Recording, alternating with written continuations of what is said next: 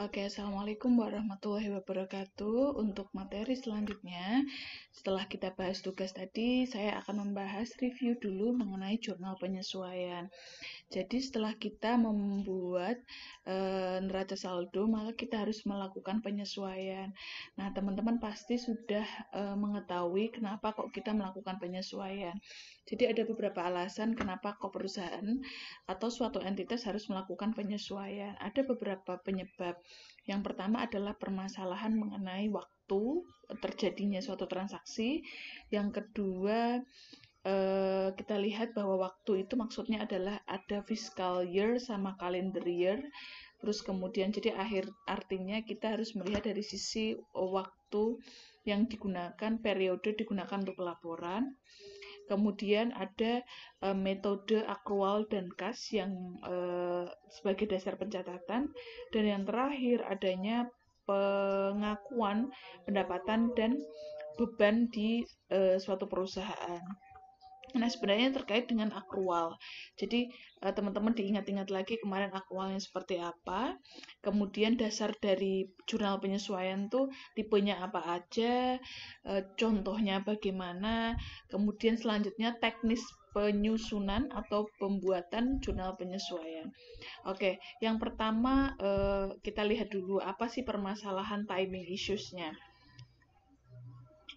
Nah, saya langsung lihat ke kalau masalah fiskal dan kalender year tuh, kalau fiskal tuh memang pakai tahun takwim ya. Takwim tuh artinya tahun kalender dari mulai 1 Januari sampai 31 Desember. Nah, tapi ada beberapa perusahaan yang periodenya tuh nggak sama. Nggak di tanggal 1 sampai 31 Desember. 1 Januari sampai 31 Desember. Karena periodenya yang berbeda, maka perlu ada penyesuaian. Tapi seharusnya normalnya perusahaan menyesuaikan tahun pajak, tahun takwim ya, 1 Januari sampai 31 Desember. Nah, kemudian permasalahan yang kedua yaitu akrual dan kas basis. Nah, jadi pada intinya kalau akrual ya yang sebelah kanan ini adalah yang kas basis sebelah kiri. Kalau akrual pada intinya ketika suatu transaksi terjadi, baik itu secara tunai maupun non tunai, kita belum terima uang atau kita belum ngeluarin uang, itu kita catat.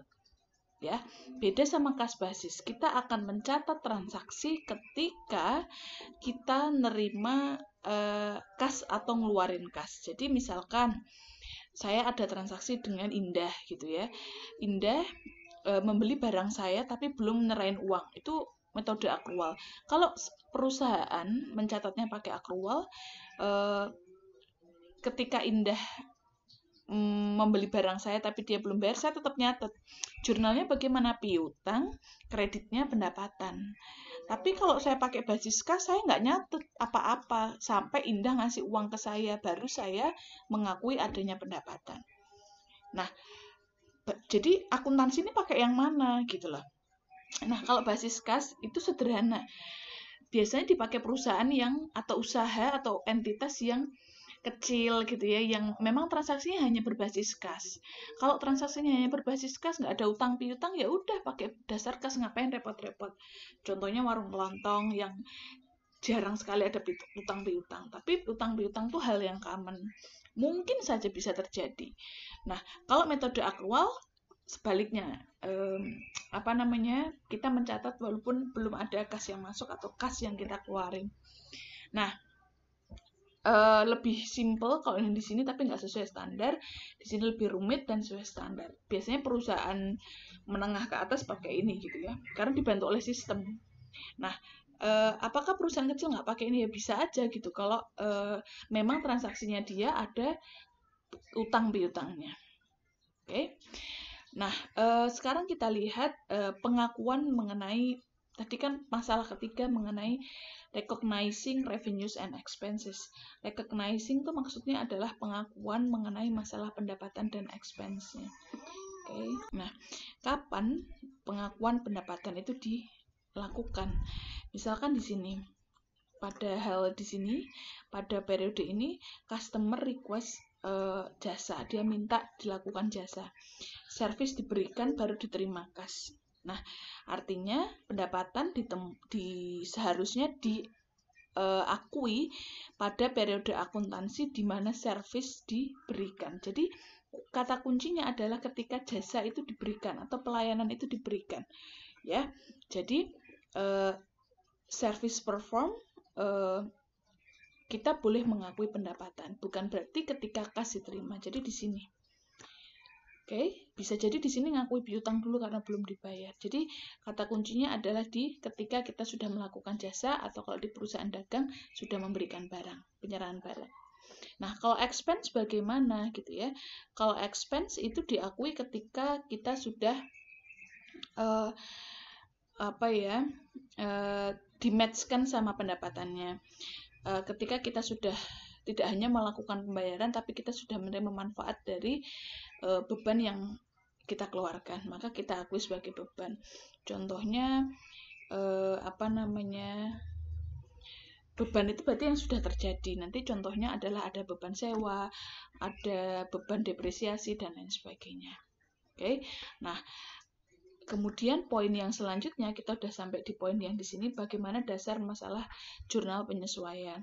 Di jurnal penyesuaian ini ada beberapa jenis ya.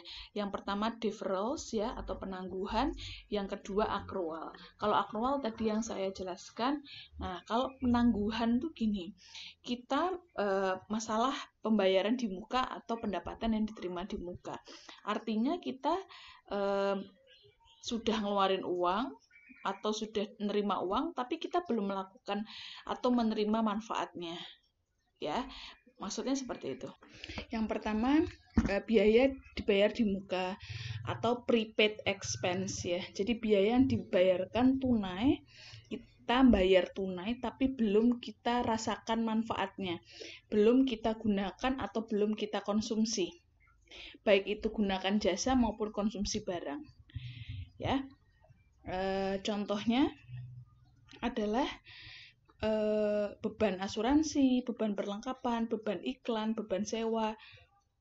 Nah, ini kalau sudah jadi beban. Kalau belum berarti asuransi dibayar di muka, ada aset perlengkapan, ada iklan di awal, dan ada sewa dibayar di muka. Itu namanya biaya dibayar di muka. Jadi ini belum jadi beban ketika kita bayar di awal. Jadi kalau di awal, misalkan kita bayar asuransi setahun kemudian. Jadi jurnalnya adalah nyatetnya asuransi dibayar di muka. Itu belum namanya beban, tapi namanya aset kelompoknya.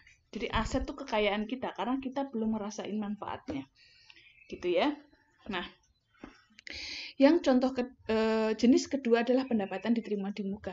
Pendapatan diterima di muka adalah kas yang kita terima.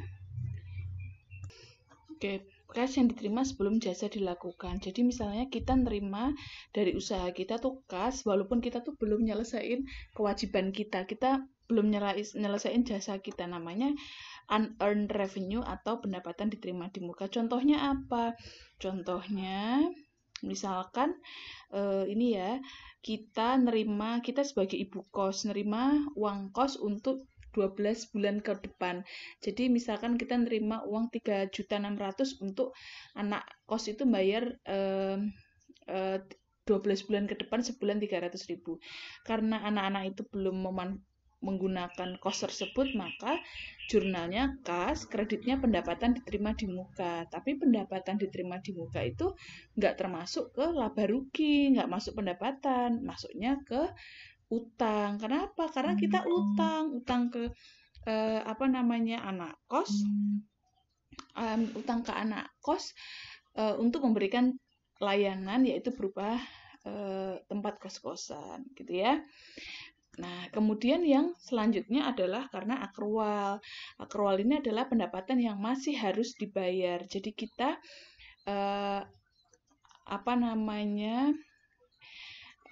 kita sudah memberikan jasa tapi belum dilakukan pembayaran oleh pihak konsumen. Selanjutnya, accrued expense adalah biaya yang harus dibayar. Jadi beban yang sudah terjadi tapi belum kita bayar atau belum dicatat, ya. Jadi banyak hal yang perlu kita sesuaikan di jurnal penyesuaian. Nah, yang pertama tadi prepaid expense sudah kita bahas tadi, misalkan contohnya kita beli perlengkapan ya. Kalau perlengkapan itu beda sama peralatan. Kalau perlengkapan itu adalah biasanya perlengkapan kantor itu habis pakai, dia nggak disusutkan, nggak ada depresiasinya. Artinya apa? Nah, setelah beli perlengkapan $2.500 di awal bulan ya. Jadi tergantung bisa per periode, bisa per bulan, tergantung periode pelaporannya ya. Kita nyatetnya mau bikin bulanan atau bikin tahunan. Nah, di akhir bulan atau di akhir periode. Oke, nah di akhir bulan itu sisa, jadi kayak perlengkapan tuh kayak kita beli kertas, beli alat tulis kantor gitu pas di akhir bulan kan kita nggak mungkin ya setiap kali pakai kita nyatet berapa yang kita gunakan. Makanya dari itu untuk mempermudah kita pakai stok di akhir periode itu tinggal berapa. Jadi sisanya yang ada itu stok terakhir. Maka yang kita akui sebagai beban itu yang nggak ada. Jadi dikurangi antara beli awal dengan saldo akhir itu adalah menjadi beban. Ya, yang kita buat jurnal penyesuaian itu bukan saldo akhir, tapi adalah selisihnya. Oke. Nah, caranya selisihnya adalah berarti tadi ya 2.500 dikurangi 1.000. Maka dari itu yang kita gunakan asumsinya yang nggak ada tuh kita gunakan adalah 1.500. Maka jurnalnya adalah beban perlengkapan ya pada perlengkapan. Mengurangi perlengkapan kenapa lah? Karena perlengkapannya awalnya di debit beli 2.500 ya. Kita kurangi sebesar 1.500. Saldonya tadi sesuai dengan hasil perhitungan secara fisik ada 1.000 selisihnya. Paham ya? Jadi kalau perlengkapan kita cari selisihnya. Nah, selanjutnya yang kedua contohnya asuransi. Nah, asuransi juga sama. Ada beberapa jenis asuransi yang bayarnya itu di muka. Jadi misalkan kalau keterangannya dibayar untuk beberapa bulan ke depan, 3 bulan, 4 bulan, 1 tahun, 2 tahun. Nah, kalau kita buat penyesuaiannya per bulanan, maka kita bagi ya. Awalnya gimana pas bayar? Beban atau asuransi dibayar di muka, di debit, kreditnya kas. Tapi kalau pas sudah diakui, jadi sudah berlalunya waktu selama 1 bulan kan kita berarti sudah menjadi beban. Ya, caranya gimana? Berarti dibagi sebulan itu berapa yang kita harus akui. Ya. Nah, contohnya ini perhitungannya 50. Jadi kita akui sebagai beban asuransi di debit 50 jadi beban ya. Kreditnya tadi kita kurangi, asuransi dibayar di muka dikurangi 50. Ya, awalnya di debit dikurangi, cara ngurangi ya dilawankan akunnya. Ya, semoga ini dipahami dulu yang masalah asuransi. Selanjutnya masalah penyusutan atau depresiasi. Oke, nah penyusutan, apa itu penyusutan? Nah, semoga kalian nggak bingung sama yang namanya penyusutan. Penyusutan ini artinya adalah ada aktiva, ya. Jadi ini terkait sama aktiva aset tetap kita yang kita gunakan manfaatnya kan nilainya berkurang. Kayak teman-teman punya HP harga belinya 15 juta misalkan. Lah, kalau berlalu dipakai sebulan, dipakai 2 bulan, kan nilainya nggak 15 juta lagi, karena ada manfaat dari HP ini yang Anda gunakan, gitu ya. Makanya aset itu nilainya berkurang, bukan bertambah, kecuali itu revaluasi aset. Nah, kalau berkurang, harus kita akui penyusutannya, gitu loh, kan nyusut, bukan jadi kecil, tapi nilainya, manfaatnya kan berkurang, gitu ya. Nah, kita lihat ada beberapa hal yang harus kita perhatikan ketika kita baik itu untuk aset tetap maupun penyusutan. Yang pertama adalah dulu harga belinya berapa. Oke, kalau udah dapat harga beli, umur ekonomisnya berapa. Nah, umur ekonomis itu apa? Jadi berapa estimasi atau perkiraan aset tersebut akan kita gunakan. Nah, itu namanya umur ekonomis. Yang ketiga adalah nilai residu atau nilai sisa. Estimasinya gini, kalau kita asumsikan HP ini 5 tahun, katakanlah di tahun kelima nanti, ini tuh masih punya nilai enggak? bisa diestimasikan nilainya 0, bisa diestimasikan nilainya bisa kamu ya ini walaupun udah akhir nanti nilainya tetap 1 juta gitu. Itu juga boleh. Gitu ya. Jadi harus ada 3 itu tadi. Nah, kenapa? Karena dengan 3 informasi tadi kita baru bisa ngitung berapa penyusutannya per periode yang kita mau catat. Nah, ada beberapa metode, ada garis lurus, saldo menurun, unit aktivitas. Tapi untuk pengantar ini kita coba mengenal garis lurus. Kalau garis lurus per bulan sama, ya per periode sama. Contohnya, per tanggal 1 Januari beli peralatan, ingat, perlengkapan tadi habis pakai, perlengkapan kantor contohnya. Kalau peralatan tuh contohnya peralatan tuh kayak mesin gitu ya di pabrik gitu. Dan beberapa aset yang punya nilai umur ekonomis yang lebih dari 1 tahun. Jadi nggak habis pakai. Nah, umur ekonomisnya 5 tahun, nilai sisanya 0. Cara ngitung depresiasinya gimana? Ini diestimasikan pas tahun kelima dia nilainya 0 ya. Nah, caranya adalah 2.000 bagi 5, $400 per tahun. Tapi kalau kita nyatetnya per bulan, gimana caranya? Ya udah 400 dibagi per bulan, per tahun kan? Bagi 12 jadi sekian per bulan. Paham ya? Jurnalnya adalah beban penyusutan, strip peralatan, kreditnya apa? Akumulasi penyusutan. Paham ya? Jadi akumulasi ini nanti akan mengurangi peralatan di laporan keuangan. Ya, ngurangi karena teman-teman juga sama, beli HP mahal-mahal nilainya nggak nambah, malah ngurang. Ya kan? Menyusut nilainya.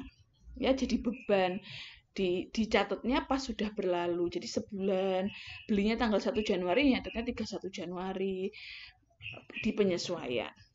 Nanti 28 Februari dan seterusnya. Nah, contoh lainnya ini adalah contohnya ini, kalau ini contoh di sini tuh langsung diketahui nilainya ya. Jadi nyatetnya depreciation expense bahasa Inggrisnya dan accumulated depreciation equipment. Ya, jadi sama. Nah, kemudian kalau ditanyakan berapakah nilai buku, tadi saya bilang nilai bukunya adalah harga belinya dikurangi total akumulasi. Ya, totalnya gimana? Ini totalnya di sini saldonya. Oke. Totalnya ada di sini. Nah, oke, terus sekarang kita masuk ke poin yang ketiga, yaitu pendapatan diterima di muka. Tadi sudah saya jelaskan gimana pendapatan diterima di muka. Contohnya adalah kita menerima uang tapi belum memberikan jasa atau menyerahkan barang. Jadi debitnya kas pada pendapatan diterima di muka. Tapi kalau kita sudah menyelesaikan, berarti pendapatan diterima di muka yang awalnya dikredit dikurangkan di debit, kreditnya jadi boleh mengakui pendapatan tok atau pendapatan jasa atau penjualan. Ya, ini ada contoh diketahui saldo akun sebagai berikut ya. Kemudian ada beberapa informasi. Asuransi yang expired itu 100.000 per bulan gitu ya. Kita diminta dibuat jurnal penyesuaian. Sama kayak tadi, saldo prepaid insurance atau asuransi dibayar di muka itu 3.600.000. Ini udah langsung diketahui. Yang expired itu artinya yang sudah melewati gitu loh bebannya, asuransinya sudah dirasakan sebulan, jadi beban asuransi, kreditnya asuransi dibayar di muka. Diketahui supplies on hand, fisiknya perlengkapan yang ada tuh 800.000. Awalnya kita punya 2.800.000, berarti yang dipakai berapa? 2.800.000 dikurangi 800.000 adalah 2 juta. Ini juga 2 juta. Ya. Kemudian depresiasinya selanjutnya. Depresiasinya adalah diketahui 200.000 per bulan. Ya udahlah, kalau udah diketahui sih enak, depresiasinya 200.000, akumulasinya 200.000. Unearned-nya 9.200.000, saldonya dikatakan 1/2 of the unearned service revenue was recognized in March. Jadi setengahnya pendapatan diterima di muka itu sudah diakui, artinya sudah diberikan jasanya, separuhnya, maka nyatetnya pendapatan diterima di muka di debit, dikurangi ya, terus di kreditnya pendapatan jasa. Oke, itu dia. Oke, kok 3 lagi ya? Saya ada yang salah ya. Oke, oh ini biaya dibayar di muka, ini B harusnya ya. Iki C gitu ya, nanti tak perbaiki deh. C. Pendapatan yang masih harus dibayar, accrued revenues. Jadi kalau accrued revenues adalah pendapatan yang jasanya sudah dilakukan tapi belum dibayar. Jadi nyatetnya piutang dagang pada pendapatan. Ini mudah ya. Kayak tadi udah kita bahas. Kalau pendapatan yang masih harus dibayar artinya contohnya adalah jadi sebulan itu kita sudah terjadi bebannya tapi belum kita catat walaupun belum dibayar maupun sudah dibayar. Contohnya mengakui bunga utang dan mengakui upah dan gaji karyawan. Misalnya karyawan udah bekerja sebulan tapi bayarnya nanti awal bulan berikutnya gitu loh. Jadi itu nanti seperti itu mekanismenya. Oke. Nah, kemudian contohnya perhitungan kita punya utang 5.000, bunganya 12%, maka sebulan kali 1/12. 12% tuh kalau bunga pasti tahunan. Ingat ya, rate bunga itu pasti tahunan. Makanya kalau kita mau ngitung per bulanan, maka kita bagi 12 atau kali 1/12. Ya, dapatnya 50 euro atau apa nih? Satuannya. Oke. Nah, kemudian caranya nyatet gimana? Beban bunga pada utang bunga kalau memang belum dibayar. Kalau udah kita bayar ya beban bunga pada kas gitu ya. Jadi caranya bedain gimana? Kata-katanya membayar atau mengakui. Ya, membayar atau mengakui. Kalau kata-katanya mengakui artinya mengakui itu ngakuin utangnya dulu. Gitu ya. Jadi bukan ngakuin bayarnya, gitu ya, ngakuin utangnya. Sama kayak gaji. Misalkan kita punya karyawan udah bekerja sebulan tapi bayarnya tanggal 1 besok. Nah, tanggal 31 kita harus nyatet biaya gaji. Biaya gaji dan upah misalkan 1 juta. Kreditnya apa? Utang gaji. Kita masih punya utang karena bayarnya besok tanggal 1. Loh Bu, kenapa harus disesuaikan? Ya, kalau kamu nggak nyatet, orang lihat laporan keuangan kita, seolah-olah itu nggak ada apa-apa gitu, nggak ada utang. Padahal kita punya utang, bayari karyawan, besok kita bayar gitu loh. Nah, agar yang orang lihat di laporan keuangan kita tuh sesuai dengan keadaan yang sebenarnya, maka kita harus mengakui adanya utang gaji. Ya, kalau itu memang belum dibayar. Atau bahasanya membayar di akhir periode bayarnya tanggal 31 ya boleh, berarti kreditnya kas. Kalau enggak berarti jurnalnya salaries and wage expense, kreditnya salaries and wage payable. Oke. Nah, itu dia masalah jurnal penyesuaian. Jadi mohon dipahami dulu mengenai penyesuaian bagaimana pencatatan di akuntansinya. Jadi diingat-ingat kembali, apalagi buat teman-teman yang kemarin katanya masih bingung mengenai jurnal penyesuaian, gitu ya. Kalau habis itu gimana? Kita harus nginput lagi ke buku besar, ngitung kembali buku besar setelah penyesuaian, kemudian baru kita selesaikan dengan input ke worksheet. Oke. Nah, selanjutnya adalah menyelesaikan completing the accounting cycle. Oke, setelah kita bikin jurnal penyesuaian, kita buat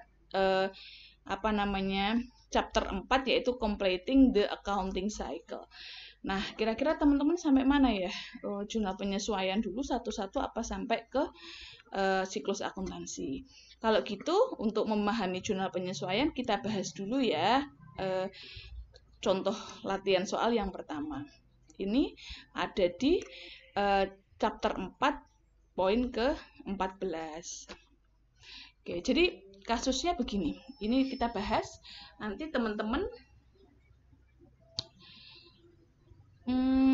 nanti ngerjain latihan mengenai jurnal penyesuaian dulu aja. Oke. Yang pertama, Hercules Poirot memulai operasinya sebagai private investigator, investigasi secara private pada Januari 2014. Berikut adalah neraca saldo untuk worksheet pada Hercules Poirot Incorporation pada 31 Maret 2014. Ya. Ini adalah worksheet dan ini adalah bagian dari worksheetnya dia di Maret 31 2014. Berikut adalah data terkait dengan hal-hal yang perlu kita sesuaikan di akhir periode di bulan Maret. Nah, diketahui yang pertama ada supplies on hand atau ada perlengkapan yang secara fisik tuh sisanya 480. Diketahui depresiasi adalah 720 per quarter. Oke, per quarter tuh per 3 bulan. Jelas ya, ini sama periodenya per 3 bulan. Interest accrued tuh interest mengakui beban bunga selama 6 bulan yang diterbitkan bulan Januari tanggal 1 sebesar $300. Jadi, oke, kita mengakui beban, diketahui ini langsung 300. Insurance expired at the rate of 200 per month adalah, jadi asuransi yang expired itu adalah 200 per bulan. Dan jasa yang sudah diberikan tapi belum dibayar pada 31 adalah Maret adalah 1.080 euro. Nah, kita diminta enter the trial balance on worksheet and complete the worksheet. Jadi kita diminta untuk bikin worksheet, ini dipindah ke worksheet. Prepare an income statement and retain earning untuk worksheet. Oke. Diminta bikin jurnal penyesuaian. Oke. Dan yang terakhir diminta bikin closing entries. Oke. Sebelum itu, yang pertama adalah kita bikin jurnal penyesuaian dulu ya. Oke. Nah, ini sudah saya buat ininya.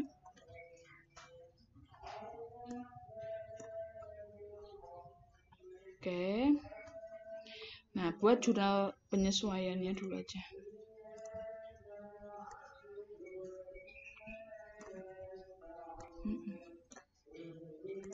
Oke, yang pertama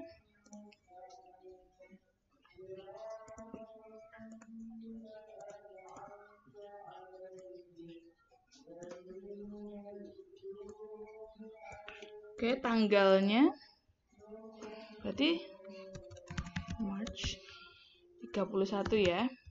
Oke. Supplies on hand yang ada di tangan 480 padahal saldonya 1.250. Jadi jurnal penyesuaiannya ingat beban perlengkapan. Ini saya pakai bahasa Indonesia ya, atau kalian mau pakai bahasa Inggris ya nggak apa-apa. Supplies expense ya. Dan kreditnya perlengkapan. Sebesar berapa? Saldonya 1.250 dikurangi 480. Oke. Nah, ini disamain aja. Oke. Terus kemudian data yang kedua, depresiasi. Nah, tinggal aja beban depresiasi diketahui 720 per kuarter. Kreditnya apa tadi? Nah, ingat dijorok ya. Akumulasi, depresiasi sebesar 720. Sama ya. Terus, lagi informasi ketiga, beban bunga pada accrued ya, baru mengakui berarti utang bunga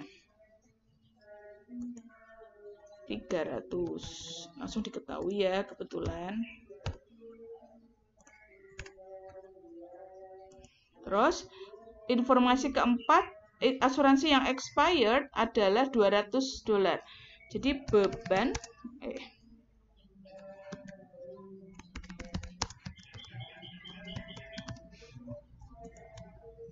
jadi ini akunnya prepaid insurance, jadi asuransi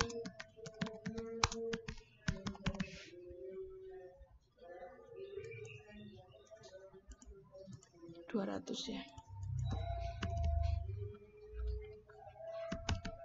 Oke.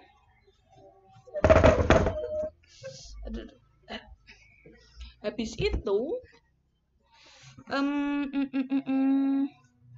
servis yang sudah diberikan namun belum dibayar 1080.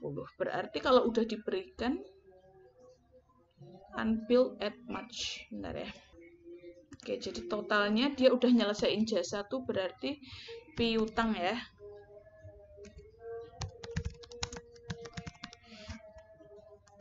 Berapa? 1080. Kreditnya service revenue, pendapatan jasa.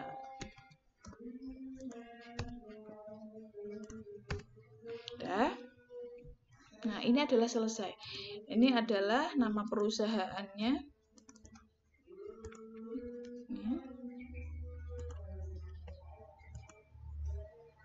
Adjusting entries jurnal. Oke, terus kita diminta ini. Udah. Nah, ini maksudnya yang A tuh gini, kita diminta nulis ini, terus penyesuaiannya kita tulis. Ya, beban perlengkapan, ada nggak beban perlengkapan? Kalau belum ada, kita tulis di bawahnya. Perlengkapan di debit. Nah, kayak gitu kita tulis. Gitu ya.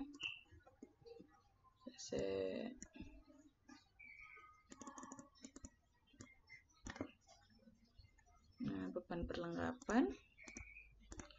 Terus ngurangi perlengkapan. Nah, perlengkapannya disesuaikan di kredit. Jadi udah ditulis ya. Yang perlengkapan di kredit sama dengan samain. Terus jurnal kedua, beban depresiasi pada akumulasi depresiasi senilai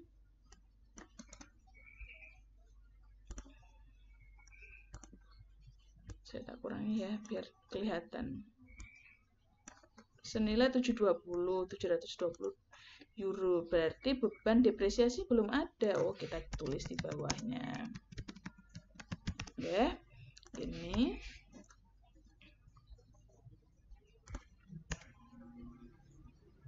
Terus akumulasi depresiasi belum ada. Akunnya akumulasi depresiasi.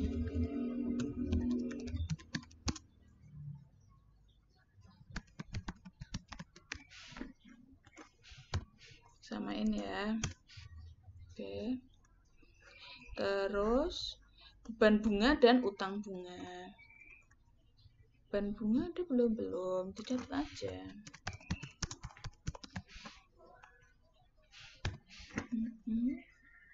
Debit. Sorry. Utang bunga.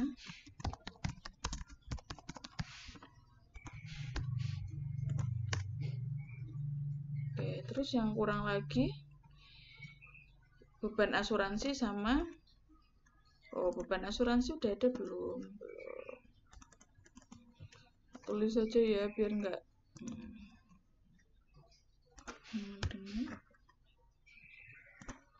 Asuransi dibayar di mukanya, dikurangi ya, di kredit ya. Oke.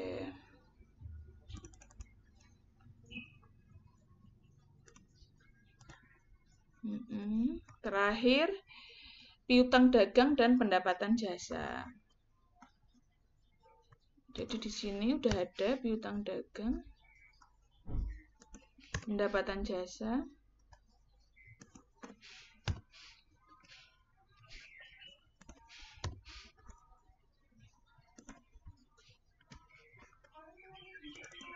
Jadi kita jumlah.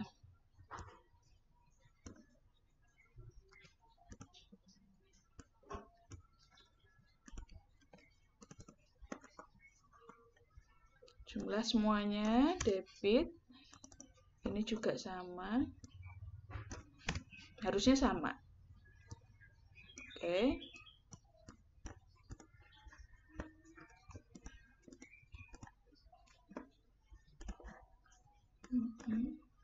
Oke. Nah, terus baru kita bikin neraca saldo setelah penyesuaian. Nggak kelihatan ya. Caranya gimana? Ya, disamain aja. Kas, nggak ada lagi, ditambah. Kalau aset itu ditambah debit, dikurangi kredit kalau ada. Nah, ini kalau aset sama-sama aset tinggal ditambahin set sampai peralatan. Ya, artinya apa? Kalau ini piutang, ada piutang lagi di debit, ya ditambah, dikurangi 0 karena nggak ada di kredit. Gitu ya. Dan nggak satu-satu. Nah, utang gimana? Sama dengan kredit ditambah kredit dikurangi debit. Gitulah. Oke. Oke.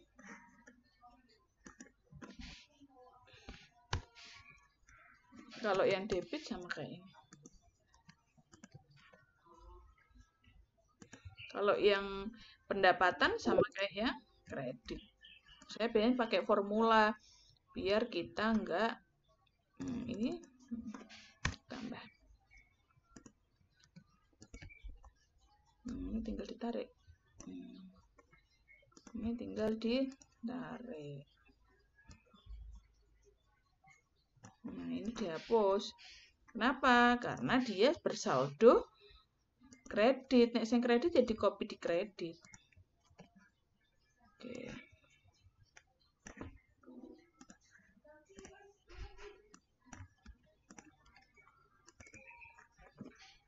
Ini sama ya. Nah, sekarang gimana nih laba rugi? Gampang. Yang laba rugi yang kita masukkan hanya pendapatan dan beban. Dipindahin aja kredit di kredit, debit di debit. Nah, yang beban-beban ini beban semuanya ya. Nah, tinggal kita pindah. Oh, gini aja sama dengan kita samain aja karena ini beban semuanya ya.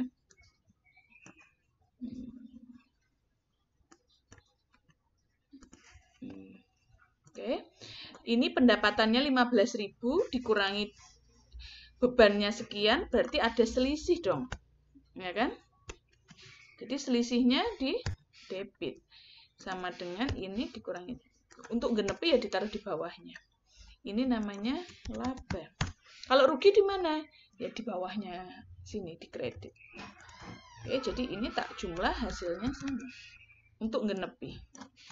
Ya karena yang namanya laba itu kan pendapatan dikurangi beban.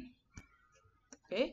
Lah ini gimana? Yang nggak masuk di sebelah laba rugi, kita pindah ke neraca. Ya. Kita tarik aja. Nah, jangan asal narik ya, tapi tarik yang memang harusnya masuk neraca. Masih ingat ya? Posisi keuangan.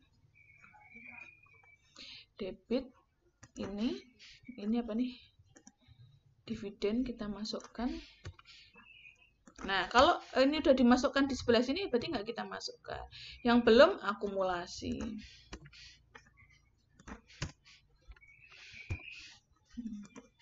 Udah. Nah, ini kita jumlah. Nah, ini loh Bu, kok nggak sama? Ya, karena harus ditambah laba. Nah, balance. Nah, betul. Ya.